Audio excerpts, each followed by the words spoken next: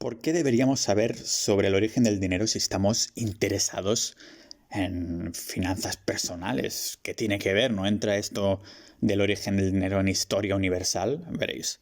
Los humanos tenemos esa tendencia, llamémoslo tendencia, sí, a corromper todas las cosas buenas donde metemos las manos. Incluso nuestra casa la tenemos hecha un asco. Y no me refiero a la casa de cemento, pero la que está hecha de árboles, ríos y montañas, ¿vale? Hasta dentro de nuestra sociedad tiramos por la vía de la eficiencia, eso bien, pero a costa de los sacrificios. Por ejemplo, aunque el capitalismo funcione o pueda funcionar, decidimos maximizar los beneficios, girando la cara cuando aparecen efectos secundarios. Lo mismo hemos hecho con el dinero. El dinero se creó para cumplir con unas propiedades y funciones concretas, pero en el sistema monetario actual lo hemos convertido en algo totalmente distinto.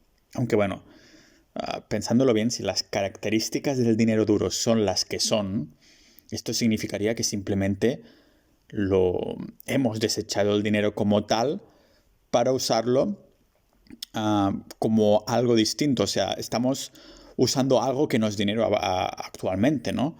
Por eso creo que entender el origen del dinero y su evolución nos puede ayudar a poner en perspectiva lo que importa, ¿vale? Volver a las andanas, lo básico, lo simple.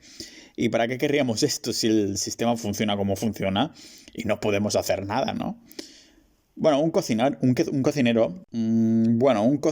puede aprender a hacer un plato sin conocer a fondo cada uno de los ingredientes de la receta, pero el bueno de Ferran Adrià se mete a intentar entender cada uno de los engranajes y termina con una perspectiva e idea totalmente diferente de lo que creíamos conocer, o lo que es más importante, avanzándose a los tiempos.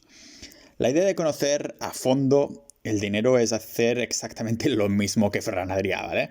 Estar un paso por delante a los que juegan con las reglas actuales, que, como el sistema del Imperio Romano nos enseñó, tiene fecha de caducidad. Así que hoy volvemos a lo básico, a los orígenes del dinero, para sacar unas lecciones de historia que nos ayudarán a avanzarnos en nuestros tiempos y estar preparados de la que se viene aquí en el podcast multidisciplinar, multipotencial y para mentes curiosas de Pau Ninja.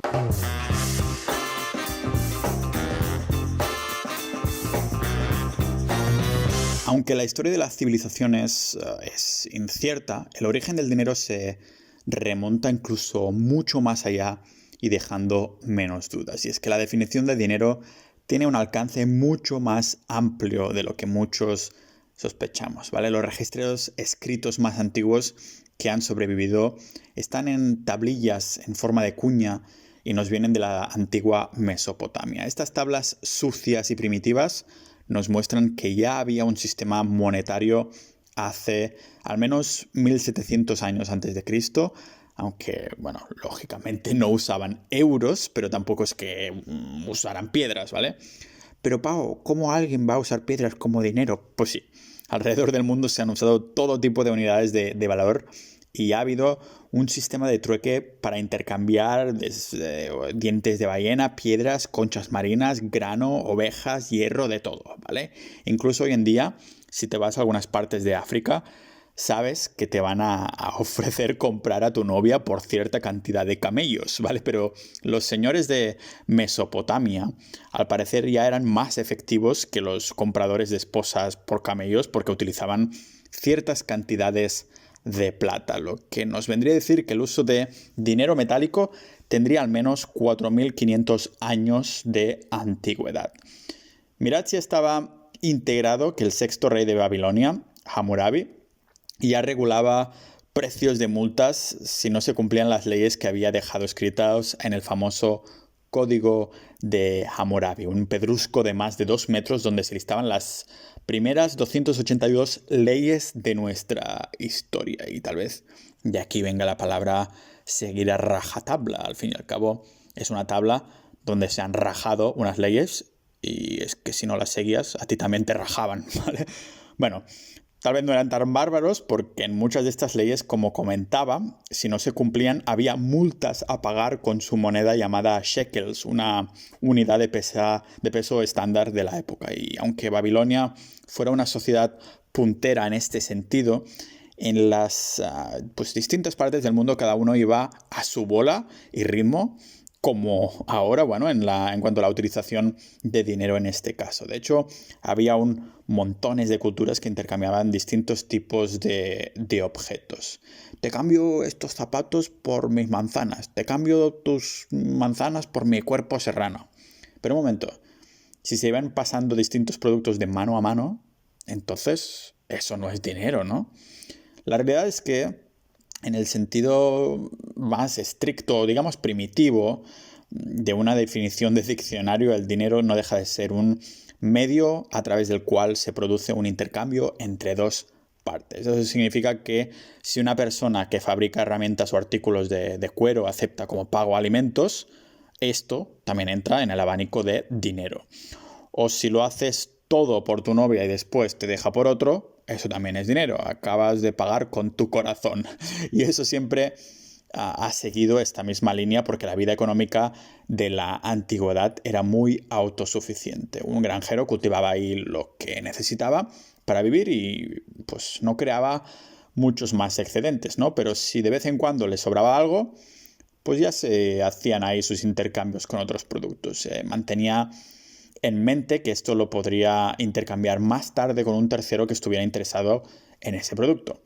¿Qué forma tenían esas cositas usadas como intercambios? Bueno, es casi imposible de decir porque en términos de una forma física o propiedades, el dinero ha evolucionado a partir de un sinfín de artículos en distintas partes del mundo, ¿no? Pero en esa época, sin duda podemos definir el dinero como todo eso que se utilice con la intención de realizar pagos. ¿Y por qué queremos hacer pagos en primera instancia?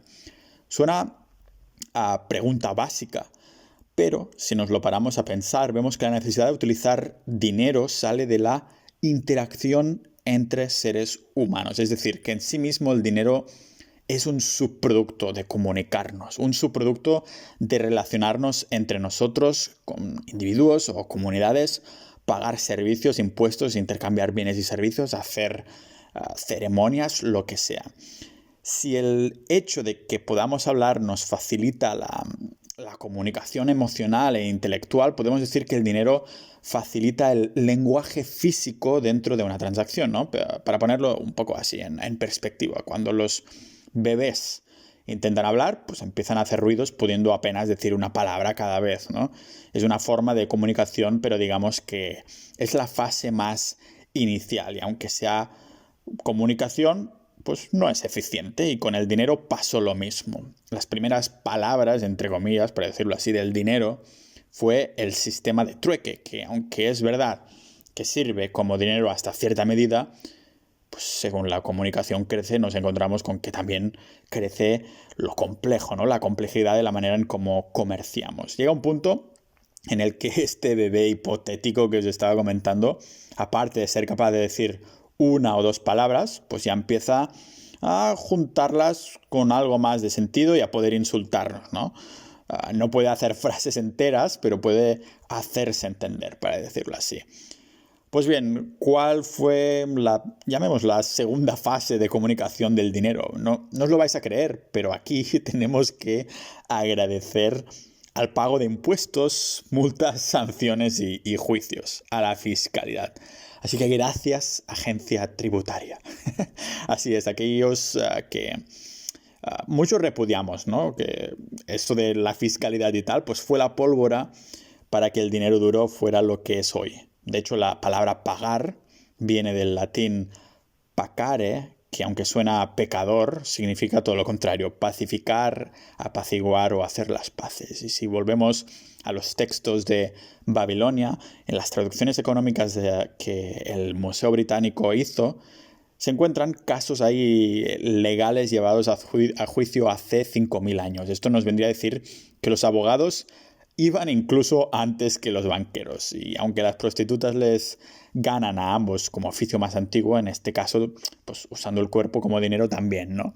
Pero aunque el medio de de intercambio en Mesopotamia estuviera ya bastante avanzado, su proceso para llegar a este punto siguió el mismo que el resto del mundo. En esencia, se empiezan a usar objetos tangibles, pero siempre hay uno en particular que tiende a, hacerse más popular, ¿no? Así que la propia evolución es que hay una variedad ahí de objetos bastante amplia, pero se termina usando algunos pocos como los favoritos de los que pues intercambian cosas, ¿no? Eso lo podemos saber bien porque gran parte del tercer mundo, desde siempre, ha estado atrasado en comparación la cultura occidental, ¿no? Con nuestra cultura, hasta el punto que algunas veces les llevábamos hasta 1000 años por delante en temas de innovación, ¿no?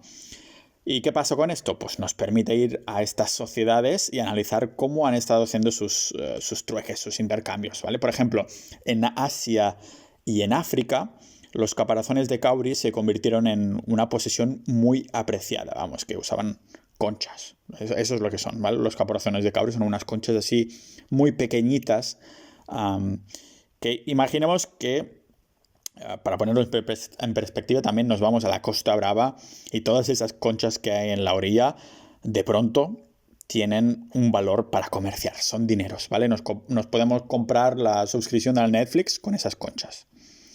Claro que en estas sociedades de Asia y África sí que tenían una condición muy valiosa, porque en aquel entonces se prestaban como medio de intercambio precisamente porque se valoraban mucho, hasta que vienen visitantes de la India que resulta que ahora ya no intercambian como un bebé, sino más bien como un crío que ya puede hablar bastante, ¿no? Y esos indios no iban a cambiar sus preciados materiales por una mierda de conchas sin ningún tipo de valor para ellos, ¿no? Porque tenían ya ellos montones. Aquí os sonará eso de la propiedad de escasez. Si ya tienen montones, ¿para qué quieren más conchas, no? Por esto se empezó a tirar más en aquel entonces ya por los materiales difíciles de encontrar, ¿vale? Por ejemplo, sabemos que la cultura romana empezó a utilizar el bronce como medio de intercambio en sus primeros periodos porque había una escasez de plata y oro muy remarcada en las cámaras de Italia, así que decidieron, venga, el bronce tirará, ¿no? Y el valor de bronce fue prescrito por la ley romana, de hecho, en las famosas 12 tablas, por ahí en el año 450 a.C. Así que fue entonces cuando se empezaron a usar pepitas de bronce sin que se preciaran en nada a las monedas. Eran como trocitos. Hay fotos por internet que he visto que eran trocitos que podrían ser como bombones de estos que no tienen una forma específica, ¿no? Eran pepitas de bronce. Y a simple vista, esto pues nos haría creer que la primera opción era el bronce porque había algo más de cantidad disponible y sobre todo era más portátil. Pero la realidad es que el bronce estaba, no porque fuera estas propiedades del dinero, sino que estaba más relacionado directamente con lo que son los bueyes y las ovejas. Pues sí, porque se usaban terrones, no de azúcar, pero de bronce, ¿vale? El escritor y militar Plinio los llamaba aes rude, que, como digo, era una pseudomoneda, para llamarlo así, ¿vale? En forma de pepita de bronce con una conversión directa en bueyes y ovejas. De hecho, he buscado por internet y he encontrado una conversión bastante chula, que era 1000 pepitas era un buey, 100 libras de pepitas era un buey también, 10 pepitas era una oveja y una pepita eran 10 libras de bronce. Pero el bronce siempre queda estancado en algún momento, ¿vale? Porque cuando se encuentra oro automáticamente pasa a ser el material más preciado. No sabemos si es porque brilla, porque es súper escaso en comparación con otros metales o simplemente porque queda bien en las joyas. Todas las civilizaciones lo empiezan a incluir en ornamentos, ¿vale? Sabemos que las joyas de oro son incluso anteriores a las monedas. Y atención, porque monedas y joyas se llevan incluso miles de años de diferencia. Esto lo podemos saber porque, es bastante claro, ¿no? Las excavaciones en las tumbas de Egipto y Grecia, donde los reyes y faraones eran ahí enterrados, no solo con objetos que llevaban de oro individuales puestos, pero incluso con vestidos enteros. No sé si habéis visto, hace un tiempo salió la noticia que el sarcófago de oro del faraón Tutankamón estaba siendo restaurado y, claro, acostumbrado a ver esas momias por Google en las imágenes y demás, que hay como un color marrón así, ¿no? Yo de hecho estuve en el Museo de Viena y ahí hay algunas cuantas momias y sarcófagos y la verdad es que comparado con el Tutankamón, que es todo, no sé si es oro macizo, me parece que sí. Claro, se conserva muchísimo mejor algo así, ¿no? Este tipo de material, lo que es el oro. Y además que lo hace más escaso, pero se da un poco se muestra el poder real de estos faraones, ¿no? Y es impresionante ver la restauración del sarcófago de oro de Tutankamón, así que si tenéis la opción, mirarlo por ahí. Comparado con lo que vi yo en Viena, eso sí era pura calité, ¿no? Pero bueno, más que nada con esto vemos el vínculo común, ¿no? Con muchas otras formas de dinero que son más primitivas como las que hemos visto, os he nombrado antes hace nada, ¿no? Pero lo que está claro es que el dinero como tal surgió en sociedades primitivas mucho antes que los metales preciosos aparecieran. Por ejemplo, en Roma, el bronce se utilizaba como medio de intercambio de forma estándar porque era muy valorado como metal para después convertirlo en herramientas o armas. Ya veréis en el episodio sobre el Imperio Romano que estaban todo el día de guerras, ¿no? Llegaron a crecer hasta 600.000 soldados.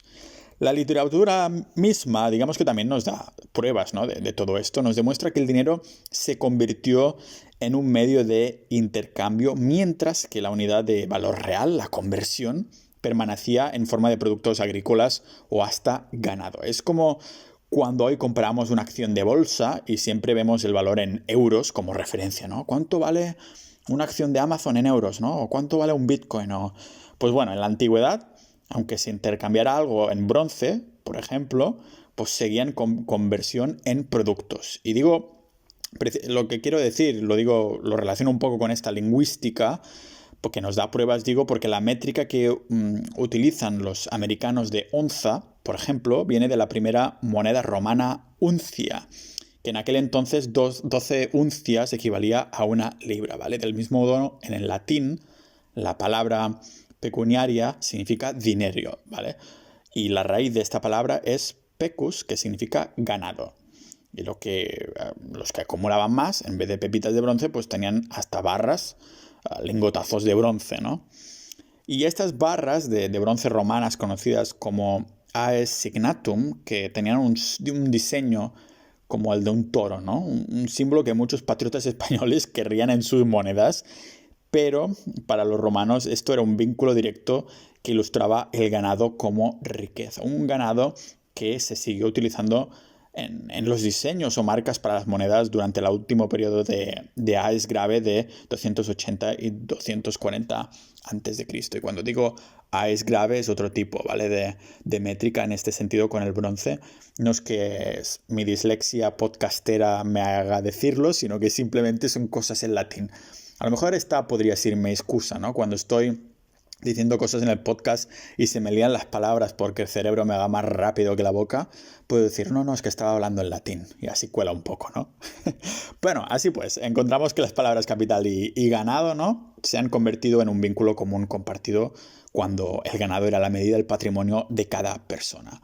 Y esto ya fuera en Roma o la China popular, ¿vale? En el caso de China, ya que estamos, pues las primeras formas de acuñación de monedas de bronce fueron fundidas precisamente en forma de esa concha de cauri que os comentaba, ¿vale? Es decir, que aún tenían valor, pero ya se empezaba a salir de ahí, ¿no? Se empezaba a ir a por el bronce, buscando la propiedad de escasez, aunque dándole esa forma de concha que tanto valor había tenido en el pasado. Digamos que es un apunte cultural, ¿vale? Para hacer este traspaso, y eso se sigue utilizando hoy en día y lo veremos un poquito más tarde, ahora os lo comentaré con algunas formas de dinero, cómo sigue manteniendo el valor cultural en este caso, ¿no?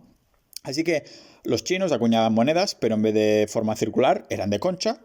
Pero si esto os hace parecer original, esperad un segundo porque la lista de forma de dinero y de monedas sigues, ¿vale? Los medios de pago a lo largo de la historia han sido de lo más raros que os podáis encontrar por ahí. Por ejemplo, tenemos los wampum, que eran unos, brazaletes y cinturones hechos por los nativos americanos y aunque originariamente tenían una función puramente de ornamento, terminaron sirviendo como dinero. Dinero entre los europeos y americanos. La extensión de su uso no fue en toda América, eso es verdad, pero de los nativos que en esa época vital, lo que es ahora Nueva York y Nueva Inglaterra, sí tuvieron mucho valor y se utilizó mucho como dinero.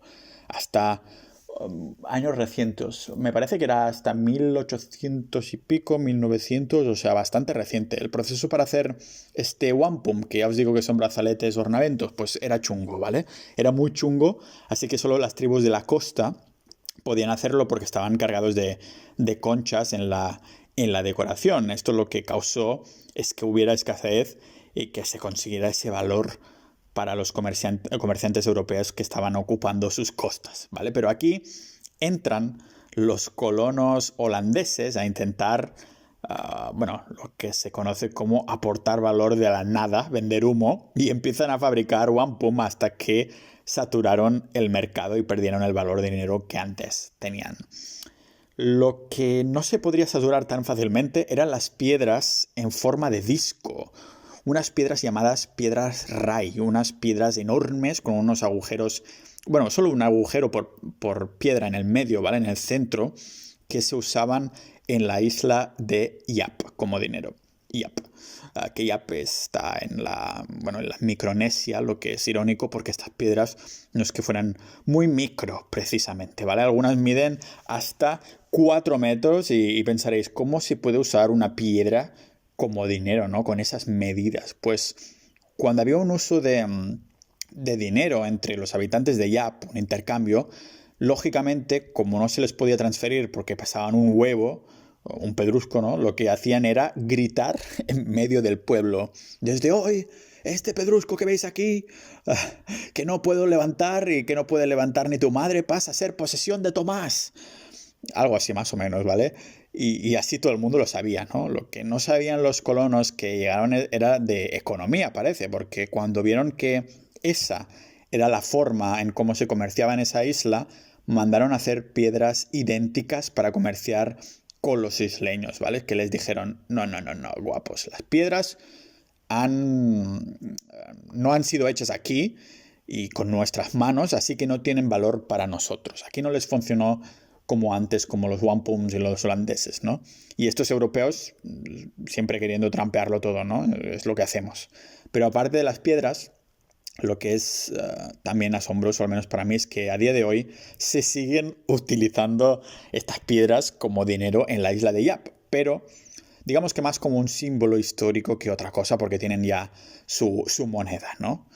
Digamos que en la actualidad las tratan como si fuera una especie de valor refugio tipo oro, como si fuera un oro, pero con piedras muy antiguas. La forma original de estas piedras era de ballena, por eso Rai, que en su idioma significa ballena. Y hablando de ballenas, esto también fue una de las formas de dinero que se utilizó durante años y años. No ballenas en sí mismas, sería una locura para transportar, pero dientes de ballena, ¿vale? Populares en la sociedad de Fiji, que usaban el nombre de tabúa para referirse al diente de la llamada ballena esperma. Sí, un nombre bastante graciosillo de una de las especies de nuestras amigas, ¿vale? De hecho, la gente de Fiji tiene el dicho de te quiero tanto como un diente de ballena esperma. Y es que las esposas de la isla recibían dientes en vez de anillos de compromiso y para ellas tenían el significado equivalente. Amigos ninjas de la vida, ¿quién no ama el dinero más que la mayoría de personas, ¿no? Se trata de un símbolo cultural tan grande que incluso hoy en día en las monedas de la isla tienen la forma de dientes en los grabados, los dientes de ballena, incluso en sus reservas de oro. También encontramos manillas, un nombre que viene de, bueno, eso me lo he inventado yo, pero yo creo que viene de medio y anilla, manilla, ¿vale? Medios anillos de cobre de África Occidental que se usaban para acicalarse, ¿no? Pero se usaron también como dinero hasta hace poco más de 50 años, ¿vale? Hasta 1949. Las mujeres africanas pues las llevaban estas manillas en los brazos como símbolo para transmitir la riqueza de su marido, pero las manillas tienen un sucio secreto, y es que cuando los europeos empezaron a ver el valor que tenían en esa parte de África, pues las empezaron a fabricar para traficar con esclavos. Y cuando esta práctica se prohibió, entonces esos comerciantes ya dejaron de usarlas como método de pago. Pero las monedas no fueron el único elemento que se podían usar tanto como para decoración como moneda de pago, que tenían los dos usos, ¿vale? Y es que desde la antigua Gran Bretaña, las primeras civilizaciones de los celtas usaban anillos de bronce como adorno también a la vez que dinero. Imaginaros un anillo, pero con una pequeña obertura, ¿vale? Como los septums, eso, que mi hermana pequeña tiene uno. Un septum es ese pequeño anillo con una abertura y te pones ahí en la nariz, ¿no? Pues imaginaros esto, que además del grosor de cada anillo, en esa época, pues significaba el valor y el peso del metal precioso que se usaba. Por ejemplo, había anillos más estrechitos, de 4 gramos, otros más gordacos, de 13 gramos o así, ¿vale? Y terminamos esa lista curiosa de formas que se han utilizado en dineros con los objetos rarotes como son plumas rojas. Así es, tal cual, plumas rojas, ¿vale? La moneda primitiva de Santa Cruz en Cabo Verde, que eran simplemente plumas rojas, llamadas tebau, que estaban pegadas con una bobina de fibra de hasta 10 metros de alto. Imaginaros el rollo de cinta aislante, pero más delgado, mucho más grande y hecho de plumas rojas. Además, el valor que se le daba, pues variaba un poco dependiendo del brillo del color, ¿no? Y todo esto es bastante curioso, está muy bien, ¿no? Pero ¿y qué rarotes algunas de estas formas de dinero? Y me diréis, pero Pau, ¿por qué nos cuentas todas estas cosas? Que sí, que como curiosidad está muy bien, pero no veo cómo va a ayudar a mis finanzas personales. Bueno, la pregunta va a los básicos. ¿Por qué estudiar la historia del dinero o la economía en general? La historia de la economía, ¿no? ¿Por qué nos debería interesar todas esas formas primitivas de dinero? Como vimos al principio, el origen del dinero es un subproducto de la interacción humana y si lo continuamos usando hoy en día es porque sigue siendo necesaria esta comunicación hablada con un lenguaje de intercambio, ¿no? Si acaso ha sido aún cada vez más y más importante porque nuestra sociedad se ha extendido igual de rápido que la hemos interconectado. La ciencia de la sociedad y los orígenes del dinero nos dan, digamos que, datos más crudos, los datos de cómo ha funcionado la sociedad y sobre todo en qué momentos de la historia esta comunicación no ha sido fluida y ha dejado de funcionar, ¿vale? Cuando una forma de dinero deja de funcionar, de todas estas que hemos visto, algunas muy raras, es ¿por qué deja de funcionar? Pues porque se ha roto la comunicación. Una comunicación monetaria eficiente da orígenes a imperios poderosos y es igual de capaz de destruirlos si se pierde este lenguaje, como iremos viendo en el podcast, ¿vale? Porque aunque podamos pensar que son las instituciones las que dan origen al comercio y las fuentes fundamentales de la prosperidad humana, la realidad es que no. Quien lo da origen es el dinero. Saber los tipos que han existido nos ayuda a ver en qué han fallado y a poder dirigir nuestras interacciones comerciales de una manera más efectiva. Si queréis saber un secreto, cada vez lo somos menos.